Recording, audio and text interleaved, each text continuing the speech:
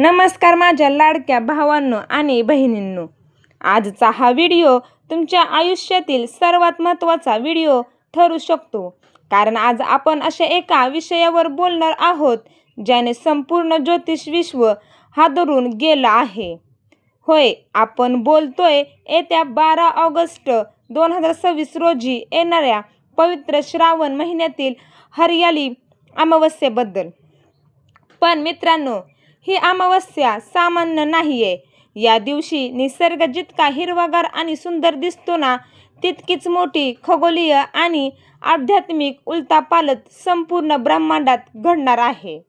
कारण याच 12 ऑगस्टला वर्षातील सर्वात मोठे आणि भयंकर सूर्यग्रहण सुद्धा लागत आहे. आता विचार करा, एकीकडे श्रावण महिना, दुसरीकडे हरियाली अमावस्या आणि त्यातच भर म्हणून हे सूर्यग्रहण. या सगळ्यांचा आपल्या मीन राशीवर काय परिणाम होणार आहे? मीन राशींच्या लोकांवर कोणतं मोठं संकट घोंगावतंय की त्यांच्या पदरात एखादी अशी आनंदाची बातमी पडणार आहे ज्यामुळे त्यांचं संपूर्ण आयुष्यच बदलून जाईल? या सगळ्या प्रश्नांची उत्तर अगदी सविस्तरपणे आणि सोप्या भाषेत आज मी तुम्हाला सांगणार आहे. त्यामुळे हा व्हिडिओ शेवटपर्यंत अजिबात मिस करू नका. जर तुम्ही अजून आपल्या चॅनलला सबस्क्राईब केलं नसेल तर लगेच करून घ्या, कारण अशी माहिती तुम्हाला इतर कुठेही मिळणार नाही. तर माझ्या मीन राशीच्या मित्रांनो, सगळ्यात आधी आपण समजून घेऊया की सध्या तुमच्या राशीची नेमकी ग्रहांची स्थिती काय आहे. बघा मीन राशीच्या लोकांनो, सध्या तुमच्याच राशीमध्ये न्यायदेवता म्हणजे शनी महाराज ठाण मांडून बसले आहेत. म्हणजेच तुमच्यावर शनीची 7.5चा मुख्य टप्पा, ज्याला आपण जन्मशनी म्हणतो, तो सुरू आहे. शनिदेव तुमच्या राशीत असल्यामुळे गेल्या काही दिवसांपासून तुम्हाला सतत स्तुती येणे, थकवा जाणवणे किंवा कामामध्ये अचानक अडथळे येणे अशा गोष्टींचा सामना करावा लागत आहे. त्यातच ही जी 12 ऑगस्टची हरियाली अमावस्या येते, ती शनीच्या प्रभावाला आणि सूर्यग्रहणाच्या ऊर्जेला एकत्र घेऊन येत आहे.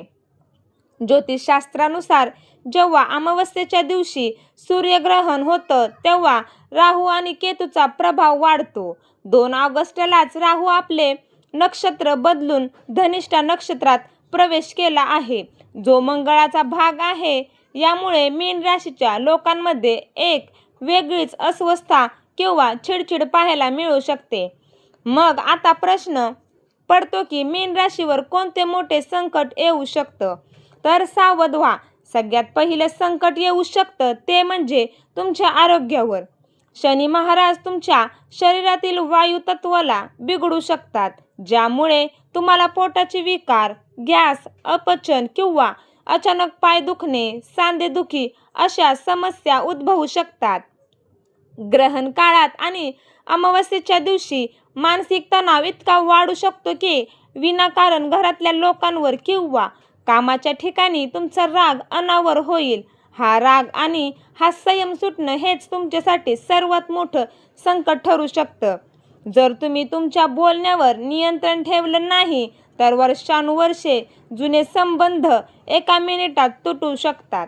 त्यामुळे या दिवशी वाहन चालवताना अतिशय काळजी घ्या, कारण शनी आणि सूर्यग्रहाच्या या अद्भुत योगामुळे किरकोळ दुखापत किंवा अपघात होण्याची शक्यता नाकारता येत नाही. पैशांच्या बाबतीत सांगायचं तर जितका पैसा येईल तितकाच तो आरोग्यावर किंवा इतर फालतू गोष्टीवर खर्च होण्याची दाट शक्यता आहे. त्यामुळे आर्थिक गुंतवणूक करताना किंवा कोणालाही उसने पैसे देताना 10 वेळा विचार करा, कारण आपल्या वेळी कोणच धावून येत नसतं आणि या काळात दिलेला पैसा परत मिळणं खूप कठीण होईल. पण मित्रांनो, मीन राशीच्या लोकांनो, निराश होण्याची किंवा घाबरून जाण्याची अजिबात गरज नाही, कारण जिथे संकट असतं ना, तिथेच निसर्ग आणि देव आपल्याला मार्ग दाखवतात. तुमच्यासाठी या हरियाली अमावस्येच्या दिवशी आणि या संपूर्ण ऑगस्ट महिन्यात एक अशी गुड न्यूज, एक अशी आनंदाची बातमी वाट पाहत आहे ना, जी ऐकून तुमचे डोळे आनंदाने ओले होतील. 2 जून 2026 पासून तुमचे राशी स्वामी म्हणजे देवगुरु बृहस्पती तुमच्या 5व्या भावात म्हणजेच कर्क राशीत उंचीने होऊ बसले आहे. 5वं घर कशाचं असतं? 5वं घर असतं बुद्धीचं, शिक्षणाचं, प्रेमाचं आणि संततीचं. त्यामुळे मीन राशीच्या ज्या जोडप्यांना बऱ्याच वर्षांपासून अपत्य प्राप्तीसाठी अडथळे येत होते, ज्यांना संतान सुखाची आस होती, त्यांच्या घरात या हरियाली अमावस्येनंतर गोड बातमी नक्कीच येणार आहे. तुमचं हे स्वप्न आता पूर्ण होणार आहे. जे विद्यार्थी स्पर्धा परीक्षांची तयारी करत आहेत, ज्यांना उच्च शिक्षणासाठी परदेशात जायचं आहे किंवा शिक्षणात काहीतरी मोठं करून दाखवायचं आहे, त्यासाठी हा काळ सुवर्ण काळासारखा असेल. तुमची बुद्धी इतकी तीव्र चालेल की कठीण वाटणाऱ्या गोष्टीही तुम्ही सहज आत्मसात कराल. एवढंच नाही तर ज्या लोकांचे विवाह जमण्यात अनंत अडचणी येत होत्या, त्यासाठी सुद्धा एखादं चांगलं स्थळ येऊन लग्न निश्चित होण्याची दाट शक्यता निर्माण झाली आहे. तुमच्या आयुष्यात कौटुंबिक सुख वाढणार आहे. मातापित्यांचे आशीर्वाद तुम्हाला लाभणार आहे. आणि जर तुम्ही नोकरी किंवा व्यवसाय करत असाल किंवा काही नवीन प्रयोग करू इच्छित असाल, तर जुन्या मेहनतीचं फळ मिळण्याची वेळ आता आली आहे. तुमची आध्यात्मिक प्रगती खूप वेगाने होणार आहे, कारण या काळात तुमची देवावरची श्रद्धा अधिक दृढ होईल. आता तुम्ही विचाराल की या संकटांपासून वाचण्यासाठी आणि ही आनंदाची बातमी आपल्या आयुष्यात खेचून आणण्यासाठी मीन राशीच्या लोकांनी या हरियाली अमावस्येला नेमकी काय केलं पाहिजे? तर मित्रांनो, नीट ऐका. हरियाली अमावस्या ही निसर्गाची कृतज्ञता व्यक्त करण्याचा दिवस आहे. या दिवशी मीन राशीच्या लोकांनी सकाळी लवकर उठून स्नान करावं आणि सूर्यदेवाला अर्घ्य द्यावं. ग्रहण काळ संपल्यानंतर किंवा अमावस्येच्या दिवशी भगवान शिवशंकराच्या मंदिरात जाऊन शिवलिंगावर जलाभिषेक किंवा रुद्राभिषेक आवर्जून करावा आणि ओम नमः शिवाय किंवा ओम ग्रां ग्री ग्रो स गुरुवे नमः या मंत्राचा जप करणं तुमच्यासाठी संजीवनी सारखं काम करेल. 7:30चा त्रास कमी करण्यासाठी हनुमान चालीसा वाचा किंवा शनिदेवाच्या मंदिरात जाऊन तिळाच्या तेलाचा दिवा लावा. हरियाली अमावस्येचं सर्वात मोठं पुण्य मिळतं ते म्हणजे वृक्षारोपणाने.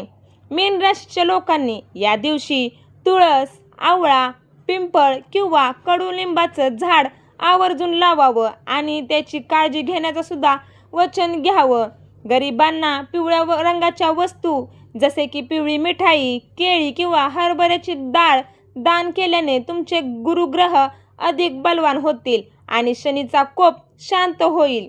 माझ्या लाडक्या मीन राशीच्या प्रेक्षकांनो, शेवटी इतकंच म्हणेन की ग्रह तारे आपल्याला फक्त सावध करत असतात, पण आपलं कर्म आणि आपली देवावरची भक्ती आपल्या नशिबाच्या रेषा बदलू शकते. या हरियाली अमावस्येला भीती बाजूला ठेवा.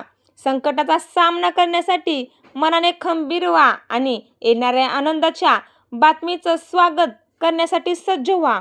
भगवान भोलेनाथ आणि शनिदेव तुमच्या सर्व अडचणी दूर करतो, पण हीच ईश्वरचरणी तुम्ही प्रार्थना करा. तुम्हाला हा व्हिडिओ कसा वाटला हे मला कमेंट बॉक्समध्ये नक्की कळवा.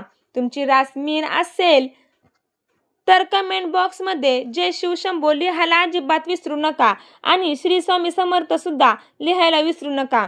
व्हिडिओ आवडला असेल तर लाईक करा. तुमच्या मीन राशीच्या मित्रमैत्रिणींसोबत आणि नातेवाईकांसोबत शेअर करा आणि चॅनलला सबस्क्राईब करायला विसरू नका. पुन्हा भेटूया अशाच एका महत्त्वपूर्ण आणि माहितीपूर्ण व्हिडिओमध्ये. तोपर्यंत स्वतःची काळजी घ्या. आनंदी राहा. धन्यवाद. जय हिंद, जय महाराष्ट्र.